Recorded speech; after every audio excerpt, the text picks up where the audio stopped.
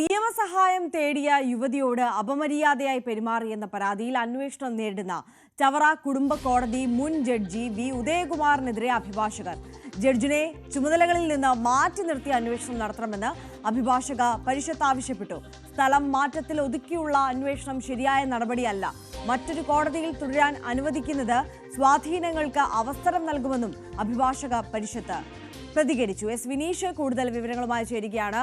വിനീഷ്, ഈ ജഡ്ജിക്കെതിരെ യുവതികളുടെ ഈ കോടതിയിൽ നിയമ നടപടിയുമായി ബന്ധപ്പെട്ട് ഈ ഡിവോഴ്സുമായിട്ടൊക്കെ ബന്ധപ്പെട്ട് എത്തിയിട്ടുള്ള യുവതികളുടെ പരാതിയെ തുടർന്നാണ് സ്ഥലം മാറ്റിയത് ഈ ജഡ്ജിയെ. ഈ അഭിഭാഷക പരിഷത്തും ഇപ്പോൾ ഈ ജഡ്ജിക്ക് എതിരെ വരുന്ന ഒരു സാഹചര്യമാണോ? എങ്ങനെയാണ് വിശദാംശങ്ങൾ?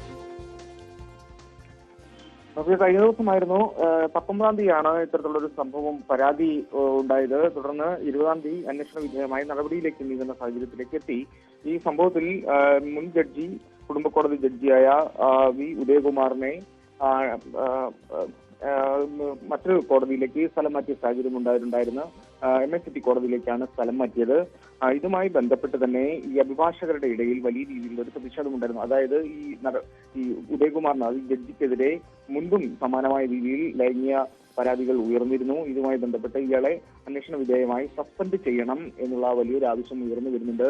ഈ അഭിഭാഷക പരിഷത്തും ഇപ്പോൾ രംഗത്ത് വന്നിട്ടുണ്ട്.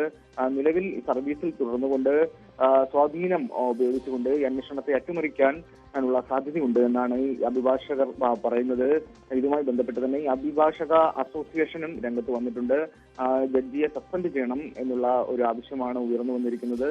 ഈ സംഭവത്തിൽ ഹൈക്കോടതിയിൽ അന്വേഷണ കമ്മീഷൻ വരെ നിയോഗിച്ച സാഹചര്യമുണ്ട്. എന്തായാലും ഇപ്പോൾ ജഡ്ജി ഇപ്പോൾ അവധിയിലാണ്. ഇനി സിറ്റിംഗിനായിട്ട് എത്തുകയാണെങ്കിൽ വലിയ രീതിയിലുള്ള പ്രതിഷേധത്തിലേക്ക് നീങ്ങാനുള്ള സാധ്യത നിലനിൽക്കുന്നുണ്ട്.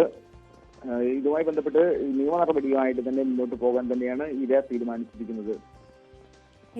എസ് വിനീഷാണ് വിശദാംശങ്ങൾ നൽകിയത്.